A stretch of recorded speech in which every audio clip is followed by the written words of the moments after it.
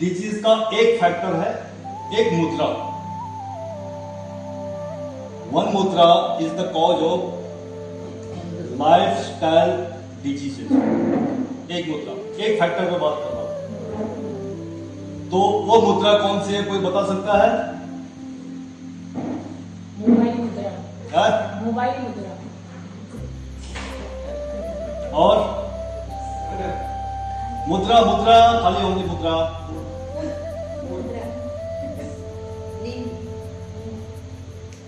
कांग्रेस।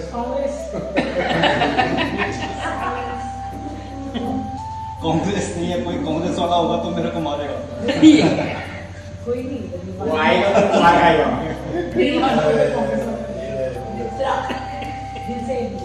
कोई हस्तरेखा देखने वाला हो तो मेरी हस्तरेखा मत देख लेना। ये मुद्रा है, एक फैक्टर है ये मुद्रा डिजीज का।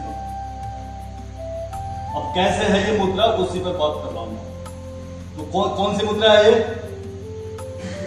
हस्त मुद्रा। हस्त मुद्रा। सारी हस्ती मुद्रा होती है अगर हाथ का इशारा करें। यह है आशीर्वाद मुद्रा, ब्लेसिंग मुद्रा।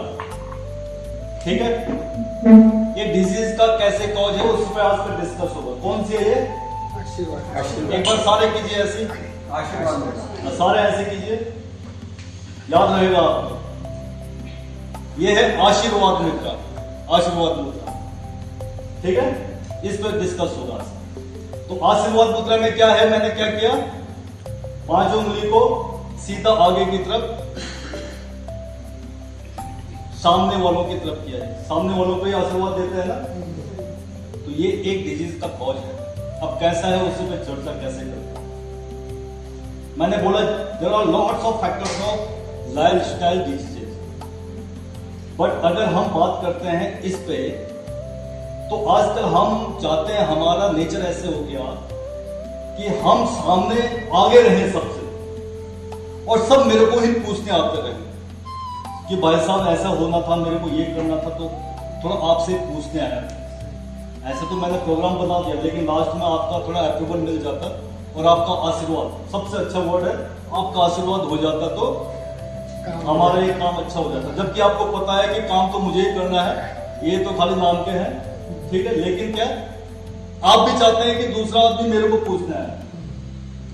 ठीक है, चाहे आप बच्चे हो, चाहे बूढ़े हो, चाहे बिजनेसमैन हो, चाहे मैनेजर हो, आपको बिना पूछे अगर कोई भी छोटा सा काम हो गया, अगर आप घर के भी मालिक हैं, तो आपको फिर डिजीज हो गया। क्यों? मेरे को नहीं पूछा। मेरे को पूछते तो मैं आशीर्वाद देता। ठीक है, मेरा नाम होता। ये है डिजीज का एक कारण। कितने सारे डिजीज हो रहे हैं। फैमिली का सबसे बूढ़े आदमी की बात करते हैं। अगर बूढ़े आदमी को बच्चों ने नहीं पूछा कि पापा मैं यूएस जा रहा हूं, सिंगापुर जा रहा हूं, बेंगलोर जा रहा हूं, दिल्ली जा रहा हूं, मैंने वहां अपना ठिया लगा दिया है, ठीक है, अब मैं वही बिजनेस करूंगा या जॉब करूंगा या फैमिली को लेकर जा रहा हूं, अगर आपको नहीं पूछा तो आपका बीपी बढ़ेगा, आपका एसिडिटी बढ़ेगा, पेन बढ़ेगा, उसके बाद शुगर बढ़ेगा, पता नहीं कैसे बढ़ा। लेकिन जिस दिन से आपका बेटा गया, धीरे धीरे आपकी मेमोरी कम हो रही है, सुनने की क्षमता कम हो रही है, आंखों का रोशनी कम हो रही है, धीरे धीरे आपको, आपने देखा होगा पार्किंसन डिजीज, किसने देखा है, सुना है? पार्किंसन वालों को देखा है किसी ने? यस। किसी की मदर को होगा, किसी की मौसी को होगा, किसी की फ्रेंड्स की मम्मी को होगा, किसी के पापा को होगा। क्या होता है वो नहीं पता। हाँ, वो ट्रेमर होता है हाथों में, चलने में थोड़ा ऐसे झुक के चलते हैं,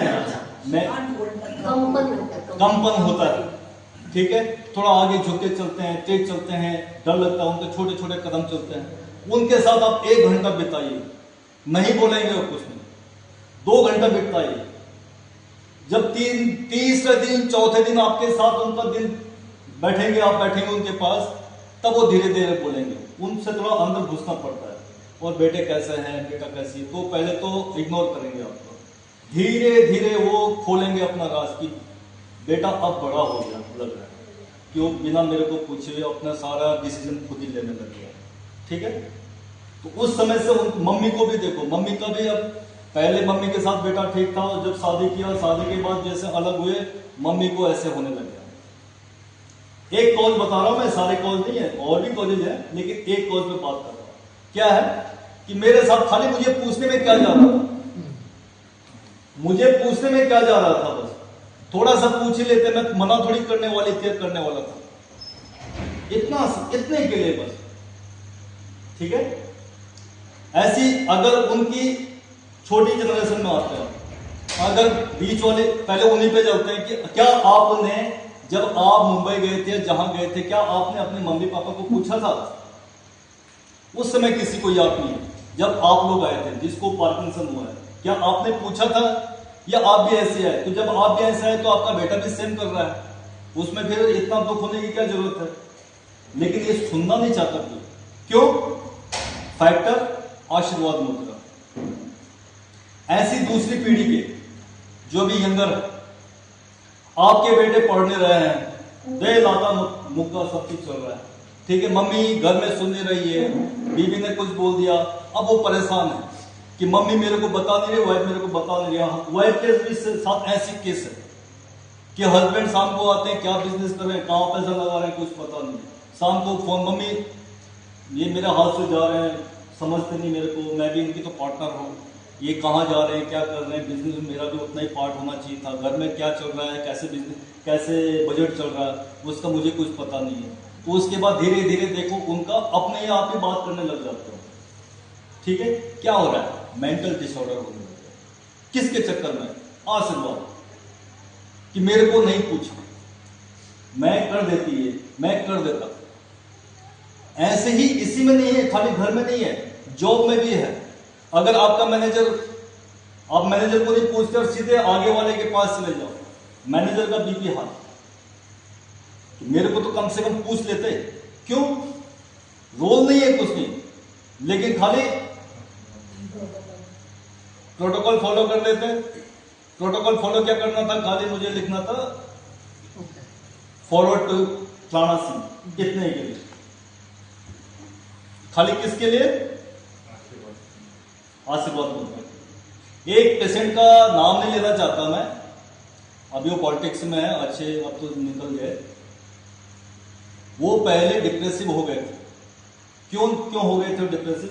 कि मैं बिजनेसमैन हूं, मेरे पास अरबों रुपए हैं, लेकिन एक बार मुझे थोड़ा चुनाव में जीत जाता मैं, बस इतना ही ख्वाहिश थी उसकी।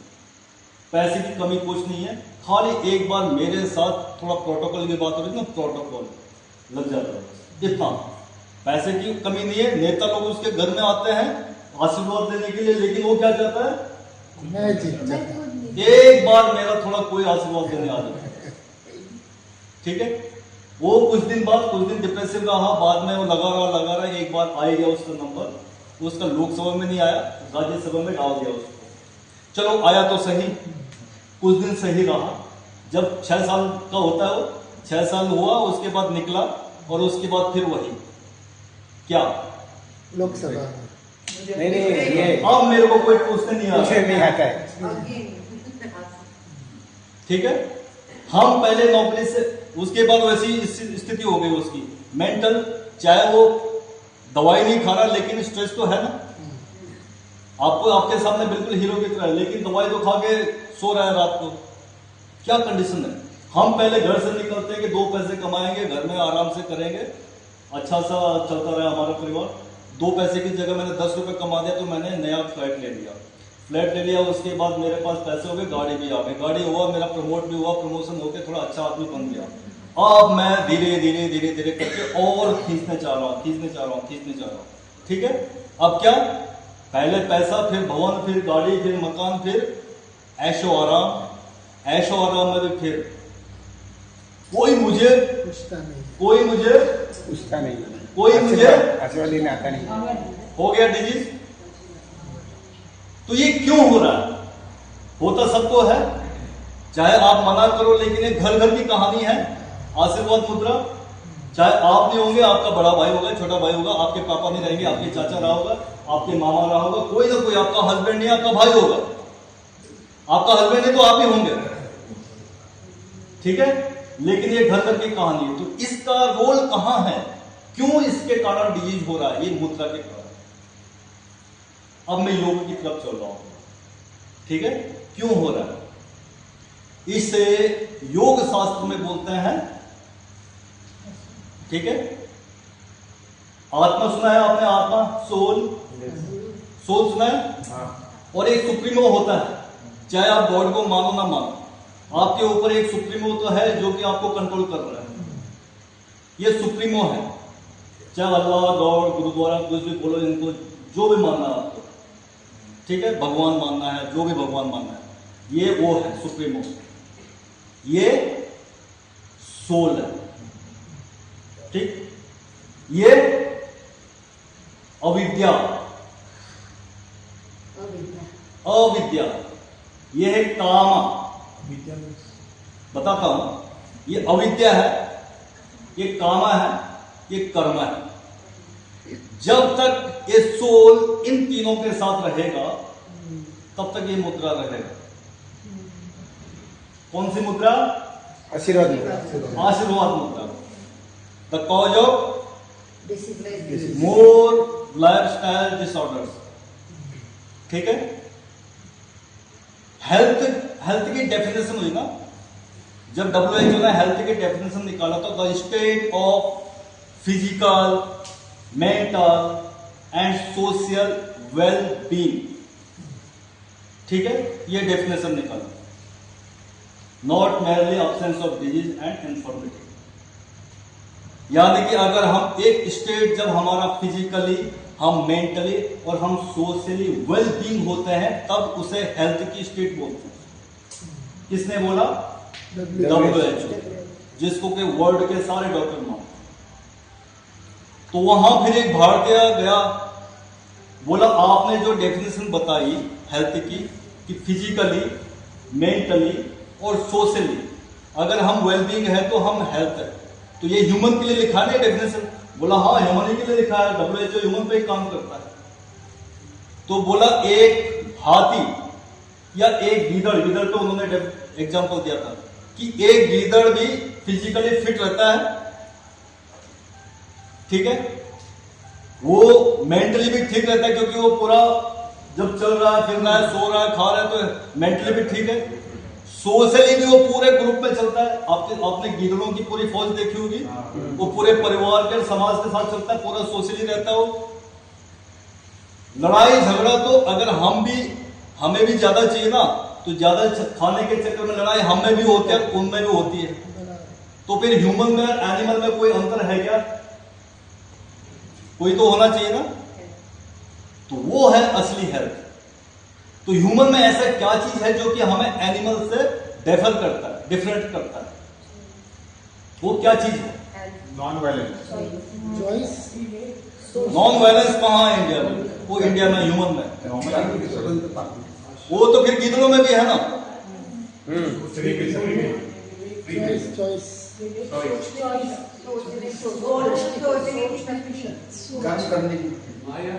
सही गलत का बुद्धि, विशेष बुद्धि, पावर टू चूज, प्रज्ञा। आप बहुत डीप चल रहे हो, उतना लेवल सबकी समझ में नहीं है, इतना पहचान। और दिखाएगा हमें ये पता है कि हम यहां क्यों आए हैं। गीदड़ों को, एनिमल को ये पता नहीं रहता कि हम क्यों आए हैं, ठीक है। हु एम आई, ये खाली इसलिए हमें एनिमल से डिफर करता है ह्यूमन में, इसलिए हमें सोशल या विवेकशील जानवर बोला जाता है। सोशियोलॉजी का कोई स्टूडेंट होगा, इसमें डेफिनेशन है ना ह्यूमन का, कि वी आर, हम विवेकशील जानवर है ना। तो हमें यह पता है कि हम क्यों आए हैं, तो यानी कि ज्ञान। लेकिन क्या हो जाता है, जब हमें अविद्या के कारण, कामा के मोह में और जो भी कर्म करने लग जाता है, उसके कारण हमें डिजीज होने लगता है। कारण तो वही है, भूल जाएगा। आशीर्वाद ड्यू टू अविद्या, बिकॉज सोल इज विथ अविद्या, काम, कर्म, कर्म। इसके साथ। तो अविद्या क्या है? ये है मेन क्वेश्चन। अविद्या है अज्ञानता, लेकिन किस चीज की अज्ञानता? वो है टॉपिक, सही गलत की। सही गलत। और हम दुख को सुख मानने लग जाते हैं, ठीक है, गलत को सही मानने लग जाते हैं, विपरीत मान्यता। ठीक है। हम जिसमें मरण को जीवन समझने लग जाते हैं, मृत्यु को हम पूरा समझ जाते हैं, अनित्य को नित्य मानते हैं। अनित्य को नित्य मानने लग जाते हैं, वो है अविद्या। Wrong belief. तो इसका डेफिनेशन आपको भगवत गीता देता है कि अविद्या के कारण कैसे कैसे होता है, अविद्या कैसे होती है, ठीक है। हमारा ज्ञान कहाँ पे बंद हो जाता है? जैसे किसी ने बोला ना कि हम रॉन्ग और राइट में, रॉन्ग को राइट समझ लेते हैं, ठीक है, एनालाइज नहीं कर पाते हम। क्यों?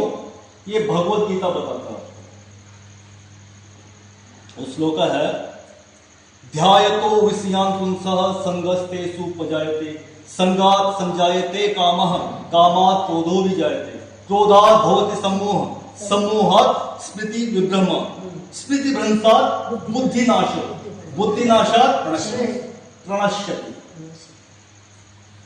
जब हम किसी भी संसार के किसी भी वस्तु चीज के बारे में बार बार सोचने लग जाते हैं, वो कुछ भी हो सकता है, आपका रुतबा, पैसा, जो भी खुशी है, चाहे वो पैसा हो, चाहे किसी भी टाइप का खुशी है जो इस सांसारिक है, उसके बारे में उसे पाने की बार बार सोचने लग जाते हैं। काश मेरा होता, काश मेरा होता, काश में ये हो जाता, काश मेरा रुतबा ऐसे होता, जो भी आपको समझ आती है अकॉर्डिंग टू यू पीपल, ठीक है। उसके बारे में हम जब बार बार सोचने लग जाते हैं, बार बार सोचने लग जाते हैं, तो क्या होता है, उसी में हमारा फिर मन बार बार चले जाता है, ठीक है, उससे पाने की कोशिश करता है। अगर ना मिले तो फिर क्रोध में एकदम से हम क्रोधित हो जाते हैं। क्रोधित हो जाते हैं तो क्या होगा, हमारा स्मृति, मेमोरी लॉस हो जाती है। जितना भी था ना अच्छा बुरे का संस्कार, यानी कि जितना भी अनुभव था हमें कि ये गलत है, ये सही है, सारा भूल जाता है। तो स्मृति भ्रंशात् बुद्धिनाश, यानी कि वो बुद्धि का नाश कर देता है, ठीक है। और बुद्धिनाशात् प्रणश्यति, सत्यानाश, यानी कि अविद्या वहां से जन्म ले लिया।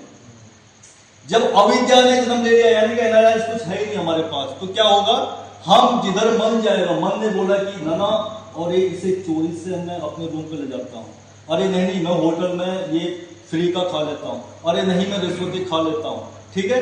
कामा है, जितना ये मन कहा वही करने लग गया। तो कामा के डिपेंडेंसी हो गए, वश में हो गए। तो कामा के वश में हो गए तो जो भी कर्म करेंगे हम, आप चाहे कोई स्टाफ हो, मैनेजर हो, बिजनेसमैन हो, ह्यूमन फैमिली के हेड हो, फैमिली के पैसे कमाने वाले डिपेंडेंस आप ही हैं, जो भी आप हैं, आप कामा के ऊपर जितना, क्योंकि मन तो आपका विवेक तो काम नहीं कर रहा है, अविद्या लगा हुआ है, ठीक है, ड्यू टू बार बार खुशी पाने के लिए, सांसारिक खुशी लेने के लिए, ठीक है। तो आप जो भी कर्म करते रहेंगे, उसके बाद उसका फल आपको वैसे ही मिलता रहेगा, ठीक है। हमें क्योंकि अपने बारे में, हम जानवर नहीं है, हम ह्यूमन है, हम ह्यूमन है, तो हमें ये चीज का पता होना चाहिए, इसलिए हम ह्यूमन है कि हम यहां क्यों आए और मैं हूं कौन,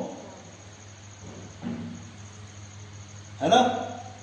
भेजा क्या है, गोली मारो भेजे में भेजा शोर करता है, गाना है ना, एक पुराना गाना है एक, अच्छा सर, ठीक है। तो ये भेजा काम नहीं कर रहा है कि क्या अच्छा है क्या बुरा है, सब उसी के अनुरूप चलने लगे। आपकी मौसी के फ्रेंड ने आपको बोला कि गुड़गांव चलते हैं या फिर बेंगलुरु चलते हैं या अहमदाबाद चलते हैं या नासिक चलते हैं, और मेरा फ्रेंड गया था वहां, बहुत जबरदस्त फैसिलिटी है, ये वन का मसाज है, ये वन का ट्रीटमेंट है, ये वन का पैकेज है, पूरा मस्त है, और हम भी उनके साथ साथ चल रहे। हमें ये भी पता नहीं कि जा क्यों रहे। डॉक्टर के पास आप जाते हो, डॉक्टर के पास बताना ही भूल जाते हो कि एक्चुअल मेरे को हुआ क्या है, वही बताते हो जो आपको किसी और ने बताया। डॉक्टर ने बोला कि आपको शुगर है, आपको बीपी है, आपको कोलेस्ट्रॉल बढ़ गया, आपको कैंसर है, आपको ऑटो इम्यून डिजीज है। अरे एक्चुअल में आपको है क्या? आप वो भूल जाते हो। क्यों? जहां जहां काम ले गया आपको, आपकी मौसी की बेटी की फ्रेंड जो भी है ना, जहां जहां वो ले गया, आपके फ्रेंड जहां जहां ले गए कि भाई वहां चलो वो बढ़िया है, आप भूल गए कि बढ़िया तो है लेकिन मैं जा क्यों रहा हूं, मैं क्यों आया हूं यहां।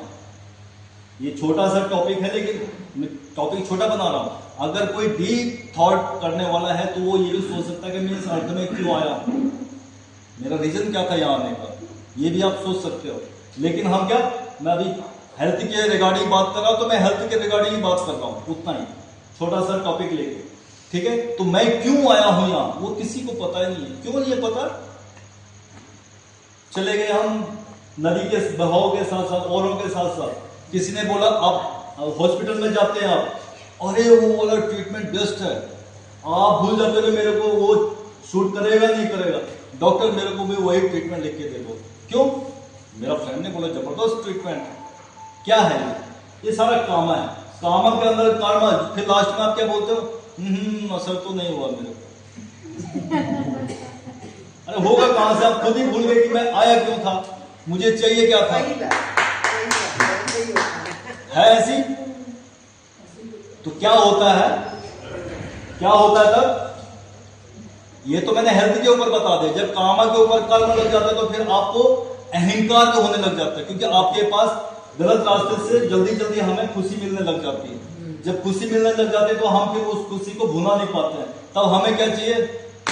ये वाला, ठीक है। हर कोई मेरे पास है और डॉक्टर रूम पे मेरा ट्रीटमेंट भेज देना, मैं चलने का नहीं है। और डॉक्टर आपका योगा टीचर को नीचे बिठाता है और मेरे को पता नहीं कितने साल हो गए मैं नीचे बैठा ही नहीं। क्यों नहीं बैठा? किसी ने बिठाया नहीं, मेरे को सब चीयर देते रहे कि आपको नीचे नहीं बैठना, आपको यही करना है बस। चाहे घर में रहा, चाहे ऑफिस में रहा, चाहे मैं महफिलों में रहा, सब ऐसे रहते हैं। वो पहला आदमी है, उसे मेरा इंसल्ट भी कर दिया, नीचे बैठने के लिए बोल दिया मेरे को। और मेरा पेन भी हो गया, तब से तो मेरा पेन भी बढ़ गया। वो पेन आपको उससे नहीं बढ़ा बल्कि इससे बढ़ा कि नीचे बिठा देंगे। यही की बात नहीं कर रहा हूं मैं। आप अपना सोशल एक्टिविटी ढूंढे कि कहां क्या हुआ, यानी कि जहां पे आपको थोड़ा सा इग्नोर कर दिया किसी ने, वहीं पे आपका पारा चढ़ा, बीपी चढ़ गया, शुगर चढ़ गया, शाम को आपको डायरिया भी हो गया किसी हो गया। तो जब हम लोग अविद्या के चक्कर में, बहुत डीप नॉलेज है, इसे दोबारा सुनेंगे तो तब समझ में आएगा कि क्या बोला मैं। अभी तो आपको क्या हो गया कि जब हम किसी वर्ड को पहली बार सुनते हैं ना, तो हमारे ब्रेन में उसका एक नर्व बनता है, फिर हम भूल जाते हैं। अगर आप मैं एक हफ्ते के बाद आपको पूछेंगे डॉक्टर रावत ने क्या बोला था, आपको कुछ याद आएगा लेकिन भूल जाएंगे आप। जब दोबारा सुनेंगे तो तब समझ में आएगा कि अरे इस पे हुई थी बात हमारी, और इसका मतलब ऐसा नहीं था, वो उसने घुमा के बोला, लेकिन इसका मतलब बहुत डीप मेरे ऊपर बात कर रही थी, ठीक है। तो जब दोबारा सुनेंगे तब समझ में आएगा। तो मैंने क्या बोला, जब हमारी आत्मा, आप नहीं और मैं नहीं, जो ये है ना, ये मरने वाला चीज है, ठीक है, मैं नहीं, मेरे से जो बुला रहा है मैं उसके, अभी थोड़ा और डीप चला गया मैं, मेरे से जो बुला रहा है मैं उसकी बात कर रहा हूं कि जब मैं अविद्या के चक्कर में कामा के आवेश में लेके जो भी कर्म किए जा रहा हूं, ठीक है, तब तक मैं डिजीज हूं। कौन सा disease? According to WHO, physical, mental, social. और जब ह्यूमन इंडिया से गया वहां तो उसने बोला नहीं, हम ह्यूमन है बिकॉज हमें ये पता है कि हम यहां क्यों आए। तो इसीलिए इस डेफिनेशन में स्पिरिचुअल भी जोड़ा गया। Health is the state of physical, mental, social and spiritual wellbeing. पहले स्पिरिचुअल वो क्योंकि इंडिया घूमे नहीं थे, उनको पता नहीं था, उन्होंने सोचा वहां तो सांप बोले हैं बस इंडिया में, ठीक है, वो तो ऐसे बजाते हैं, वहां देवता नाच जाते हैं, उनको क्या पता। लेकिन जब इंडियन लोगों को समझा कि क्या कैसे हम जानवर से ह्यूमन में डिफरेंट करते हैं, हम क्यों ह्यूमन है, तब जाके उनकी समझ में आया कि नहीं, स्पिरिचुअल वेलबींग भी जोड़ना है इसमें। तो खाली हम फिजिकली अगर सोचें कि मैं फिजिकली 10 किलोमीटर चल लूँ, 10,000 किलोमीटर चल लूँ, और मेंटली मैं आराम से मेडिटेशन करता रहूं, और कुछ ना करूं, सोशल में मेरे आसपास 50, 100, 10,000 आदमी बैठे रहे जो मेरे फॉलोअर्स, इंस्टाग्राम वाले फॉलोअर्स, लाखों मेरे फॉलोअर्स रहे, तो मैं हेल्थी हूं। अगर उसमें से भी किसी ने रिव्यू गलत दे दिया, एक शाम को ही आपको बीपी हो जाएगा, फॉलोअर्स थोड़ा कम हो गए, डिप्रेशन, एकदम से शाम को नींद नहीं आएगी, डिप्रेसिव गोली आप चैट जीपीटी को पूछ के बना खाना खा लोगे। क्या है ये? इतने सारे के साथ हेल्थ अकेला नहीं है, स्पिरिचुअल वेल बीइंग भी बहुत जरूरी है, और जो कि खाली हमें इंडिया में ही मिलता है। आप किसी भी वर्ल्ड के कहीं भी घूम जाइए, हर जगह क्या है, प्रोटोकॉल है। यूएस से जितने आते होंगे उन्होंने प्रोटोकॉल, उनको जब दवाई लेने जाते हो डॉक्टर के पास, डॉक्टर ने आपको पढ़ा दिया होगा पट्टी अच्छे से, ये करो, ये करो, ये करो, ये करो, इसके बाद ये होगा, इसके बाद ये होगा, इसके बाद हो गया। जिस दिन आपको बुखार आ गया उस दिन आपको पता चल जाता है। डॉक्टर जब बोलता है कि आफ्टर 4 डेज कम, जब आप 3 डेज में ठीक हो जाते हैं, 4 डेज आपका अपॉइंटमेंट रहता है, तब आपको याद आते हैं कि नहीं, कुछ ह्यूमैनिटी भी होती है। ठीक है, ह्यूमैनिटी यानी कि स्पिरिचुअल वेलबींग, कुछ स्पिरिचुअल हेल्थ भी होता है हमारा। हम हर समय फिजिकली नहीं रहते बीमार, हम मेंटली बीमार नहीं होते, हम सोशली बीमार नहीं होते, कभी कभी हम स्पिरिचुअली भी बीमार होते हैं। सब चीज सही था, हमारा स्पिरिचुअल वेलबींग नहीं थे, तो इसीलिए उस समय हमारा ये फैक्टर काम करता है कि इसलिए हम बीमार हैं। तो इसका इलाज क्या है फिर? इसका इलाज भी वही है। कैसे? जब हम योग की तरफ चलते हैं, जब हम अपने को जानते हैं, हु एम आई, तो हु एम आई के लिए आपको अपने बारे में समझना पड़ेगा। तो हु एम आई, क्या मैं यही हूं जो मैं ये बॉडी में देख रहा हूं? आज थोड़ा हिमालय एरिया में हो तो थोड़ा तंदुरुस्त लग रहा हूं, आपको लगता है कि थोड़ा फिट फाट है, कुछ साल के बाद मैं भी ऐसे हो जाऊंगा, उसके बाद थोड़ा ऐसे हो जाऊंगा अगर उम्र रहेगी, उसके बाद सीधे चले जाऊंगा। लेकिन that is not doctor Sumit, है ना?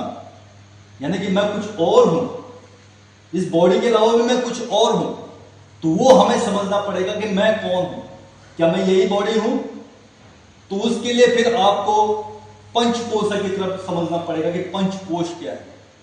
उसमें फिर 1 घंटा लग जाएगा पंचकोश में। मैं थोड़ा ओवरव्यू बता देता हूं आपको कि हमारी जो ये बॉडी है, यही बॉडी नहीं, मैं डॉक्टर सुमित रावत हूं तो यही नहीं हूं, उसके लिए मैं 5 कोषों में हूं।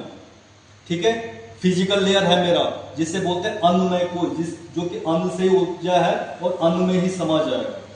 उसके ऊपर है ऊर्जा, प्राण। ठीक है, प्राणमय कोश। प्राणमय कोश हमें जो इस बॉडी को नचा रहा है, बुला रहा है, सुला रहा है, खिला रहा है, जिसकी एनर्जी से ये हो रहा है।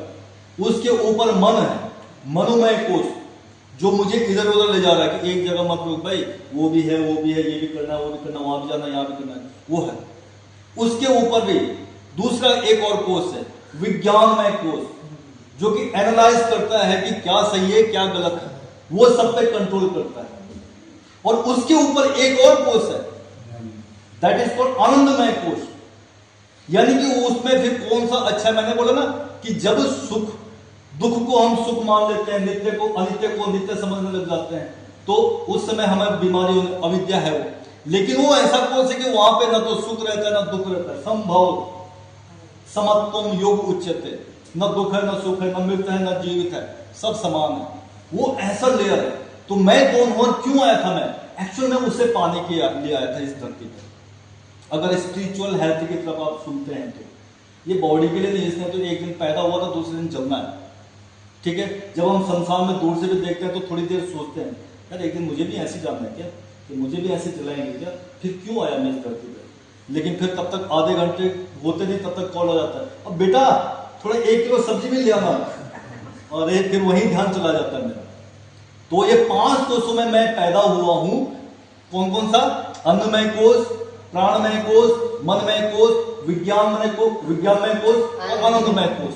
लेकिन ये अन्नमय कोष भी फिर 5 पार्ट से बना हुआ है। कौन कौन सा?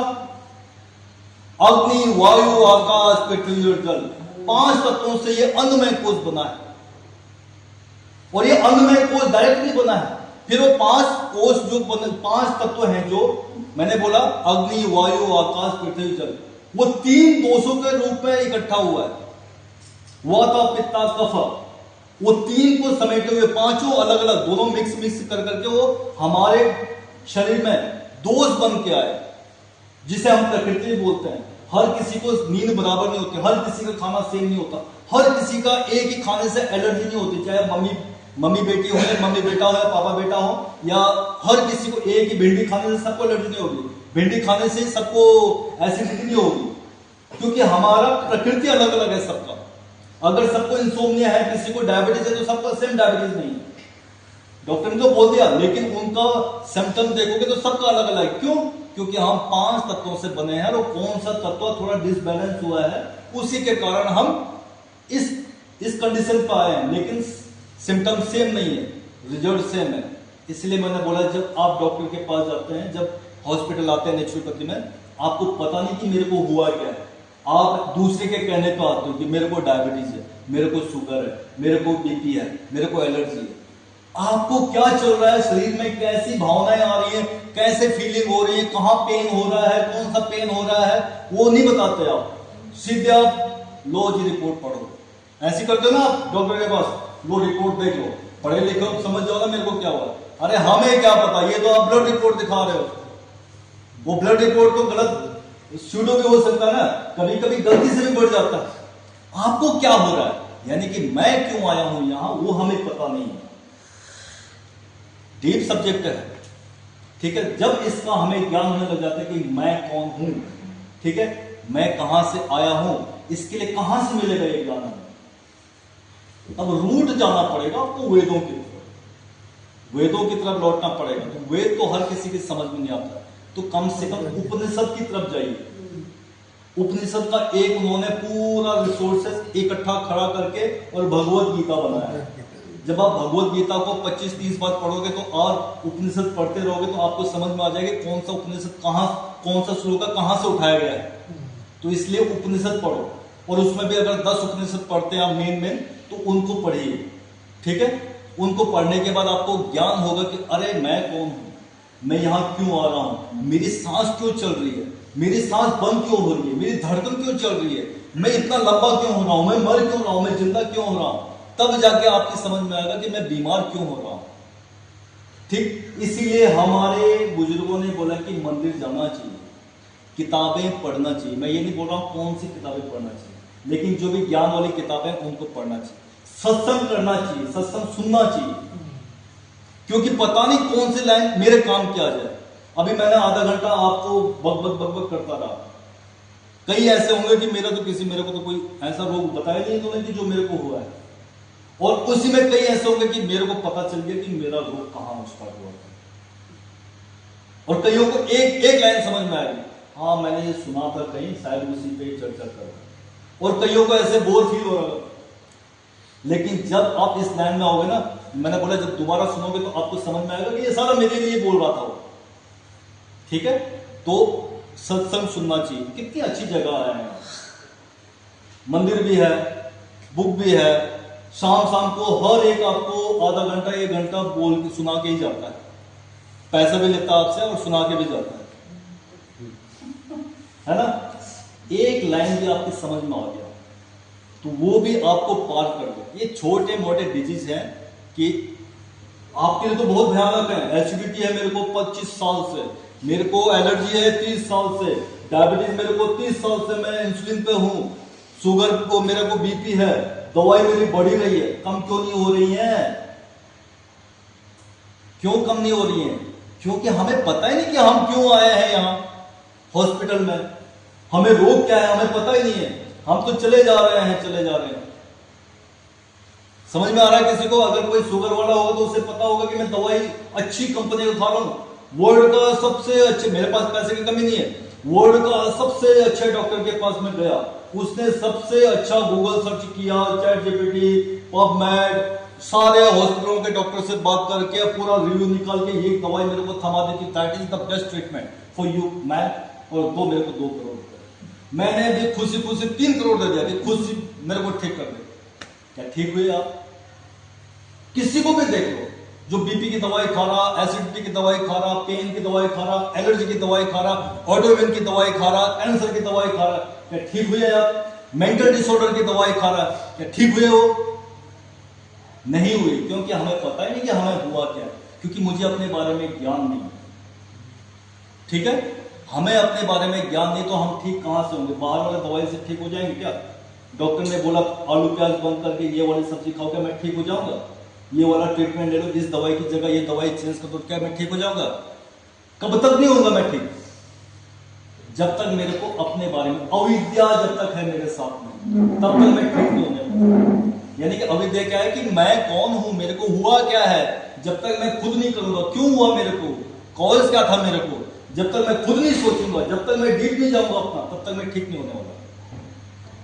तो जब मैं ये सब चीज करता हूं, ऐसे सत्संग भी कर रहा हूं, सत्संग ये नहीं जो चल रहा है, ये सत्संग नहीं सुनता, जब तक मैं बुक नहीं पढ़ता, जब तक मैं रूट स्पिरिचुअल वेलबींग भी नहीं सुनता, यानी कि अपने स्पिरिचुअल हेल्थ के बारे में नहीं सुनता, मैं कौन कौन से तत्वों से मेरा कौन सा तत्व ठीक होगा, कौन सा नहीं होगा, ये छोड़ दो। इसलिए नेचुरोपैथी में आप जब जाते हैं ना, तो आप पता नहीं क्या होता है, आप जाते जाते ठीक हो जाते हैं, आपको पता नहीं कि मेरे को ये भी हुआ था। ठीक है, आप बोलते हो कि मेरे को शुगर बढ़ा है, मेरे को बीपी है, लेकिन आप जब जाते हो तब याद आता है कि अरे मेरे को तो ये भी था, मेरे यहाँ पे ये था, मेरे वहां पे हुए था, वो भी चला गया, मेरा ये भी ठीक हो गया, मेरा गैस के साथ मेरे को ये भी प्रॉब्लम थी, लेकिन वो ठीक हो गया। क्यों हुआ ठीक आपका? क्योंकि नेचुरोपैथी आपका पंच तत्वों पे काम करता है कि नहीं करता?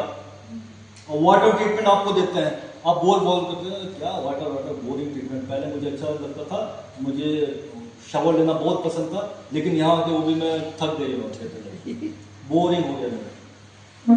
क्या चल रहा था? There are more than 70% disorders in human being due to water.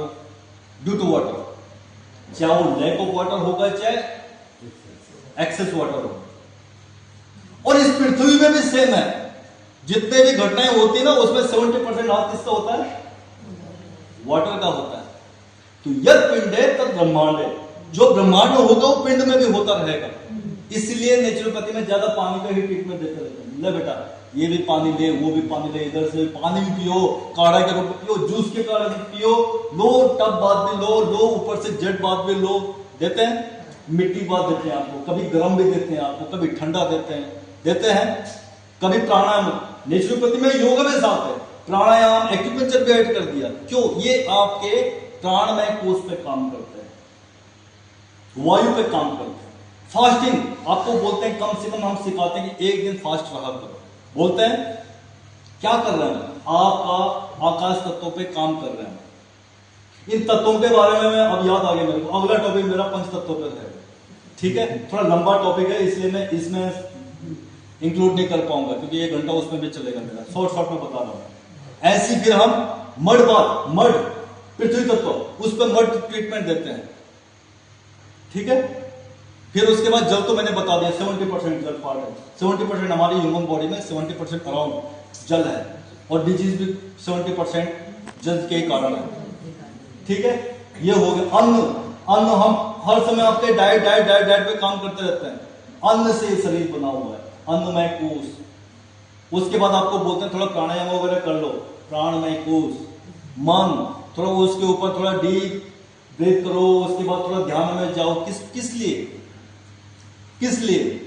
क्योंकि आपका थोड़ा मनमय कोष भी हील होता रहे, मंकी माइंड ना रहे। जब डीप ब्रीथ करते रहते हो, हमारा माइंड दूसरी जगह से कम हो जाता है। ठीक है, इधर उधर जाना बंद कर देता है। ठीक है, चले वाते चले चित्तम, जहां जहां वाद चलता रहता है वैसे ही चित्त भी चलता रहता है। चित्त बोले तो मन चलता रहता है, तो हम उस पर कंट्रोल करते हैं। तो उस पर कंट्रोल करते हैं तो हमारा मन में कोष भी हील होता है। Mental disorder, emotional disorder. ठीक है, उसके बाद क्या करते हैं हम? आपको सत्संग सुनने के लिए बोलते हैं। क्यों? क्योंकि आप कुछ ज्ञान तो लो। मंदिर में जाने के लिए बोलते हैं, यज्ञ में बैठने के लिए बोलते हैं। क्यों? आपका थोड़ा स्पिरिचुअल वेलबींग भी बने, थोड़ा आपके दिमाग में आए कि मैं ऐसा क्यों हूं, ये पूजा से क्या होगा मेरा। क्वेश्चन तो आएगा ना आपका। जब क्वेश्चन आने लग गया तो इसका मतलब हमारा ब्रेन, हमारी बुद्धि काम करने लग गई। और जब बुद्धि काम करने लग गई तो क्या होगा? अविद्या किस में जाएगा? विद्या में। काम में जाए और विद्या काम में जाएगा, कर्म में जाएगा। वो तो खत्म हो गया, अविद्या के साथ काम कर्म था। हाँ। अब क्या होगा, जो ये आत्मा थी, अब ये टॉपिक है बहुत खतरनाक है। दूसरा मुद्दा, सेकंड मुद्दा, ये आत्मा है सुप्रीमो।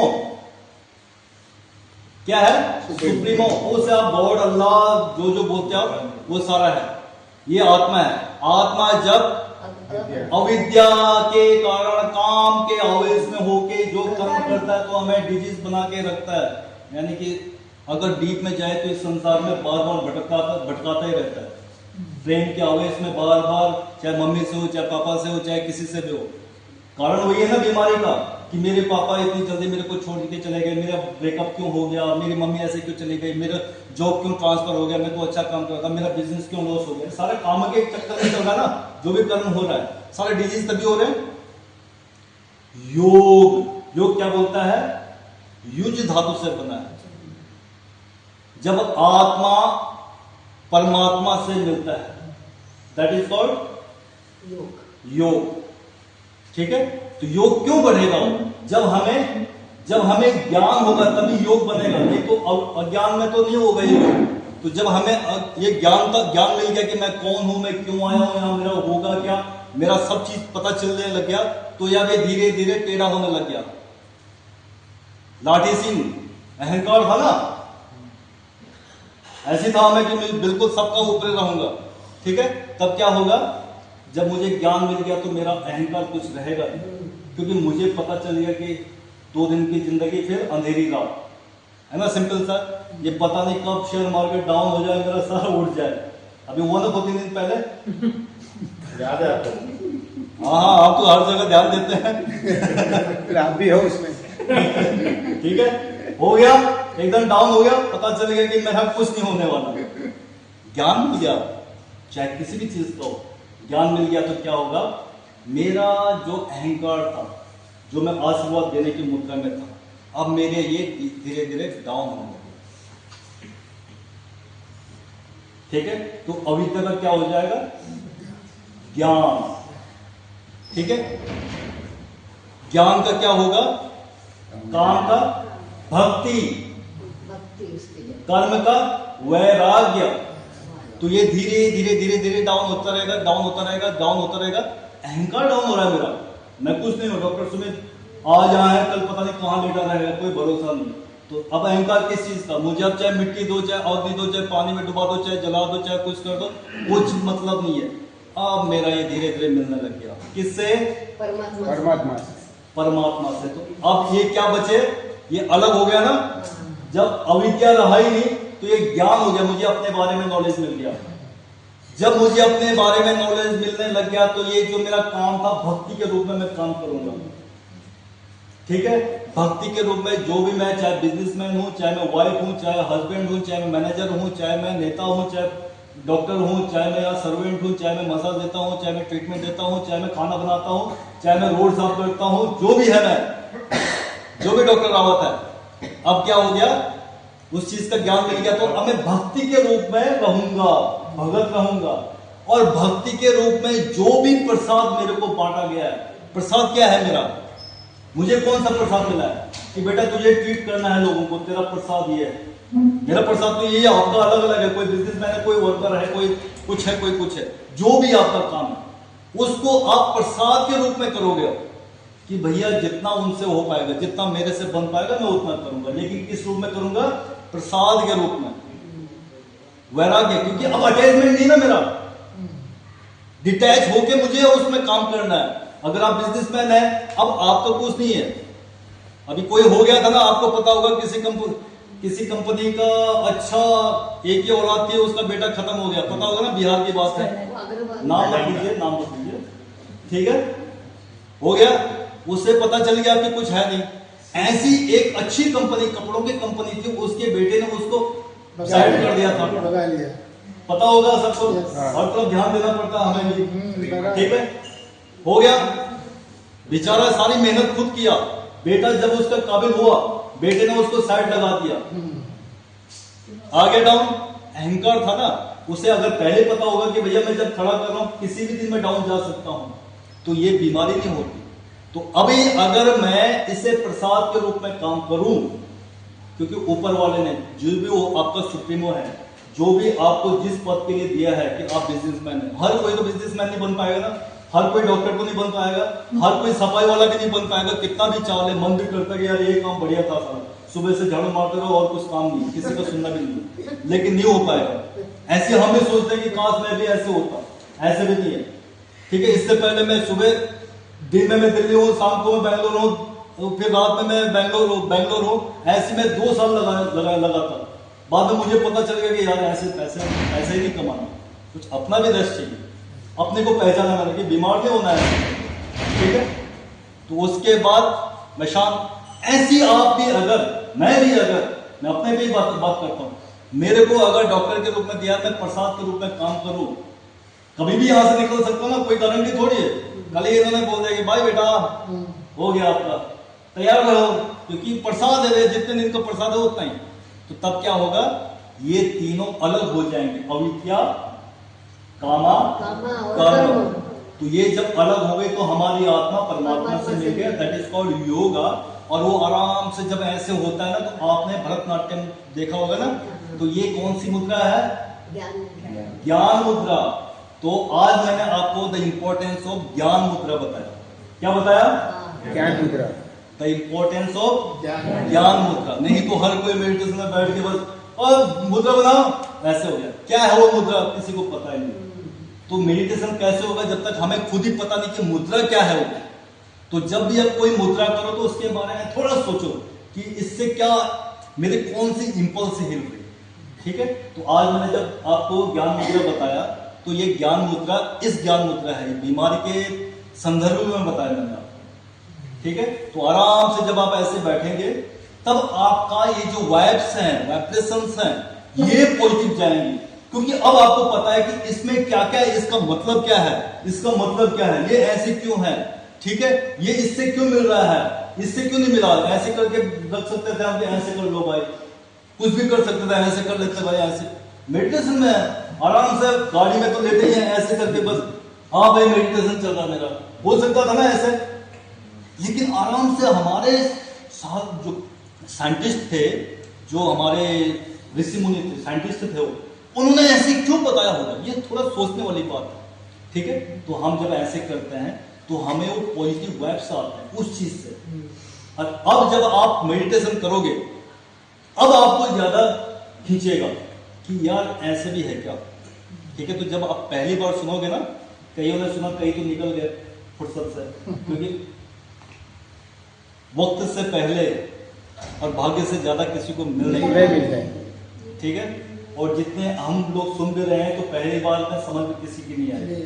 तो अगर आप दोबारा ये किसी और से सुनोगे, तो तब आपकी समझ में आ जाएगा कि यार इसका इम्पैक्ट क्या है। ठीक है, हो सकता है एक लाइन ज्यादा बोले, हो सकता है एक लाइन कम बोले, क्योंकि मैं बिना लैपटॉप का बोल रहा हूं, तो मेरे को जितना जितना याद आ रहा था फटाफट, क्योंकि बिना लैपटॉप का बोलने में भी थोड़ा होता है ना, लाइन कहीं से कहीं निकल जाती है। ठीक है, तो आप जब दोबारा सुनेंगे तो आपके समझ में आ जाएगा कि हम बीमार क्यों हैं। छोटी मोटी बीमारी, गैस वगैरह, ये बीमारी नहीं है। बीमारी अंदर बहुत खतरनाक है, जो कि हमें खाली एसिडिटी के चक्कर में कितना परेशान करते हैं। सोचो, खाली एसिडिटी की बात कर रहा हूं मैं। अगर आपको नींद नहीं आ रही रात को, दिन भर आप खुश हैं, जैसे बेड में जाते हो 12 बज गया, 1 बज गया, 2 बज गया, नींद क्यों नहीं आ रहा, पलटा मारा, इधर भी मारा, उधर भी, पानी भी पिया, दवाई भी खाया, फिर भी नींद नहीं आ रही। क्यों? रोग कहीं और है, वो सोने वाला रोग नहीं है कि मुझे नींद नहीं आ रही, रोग बहुत डीप गया होगा। वो सोचने के लिए आपको कौन सा मुद्रा, ज्ञान मुद्रा, ज्ञान मुद्रा का इंपॉर्टेंस पता होना चाहिए।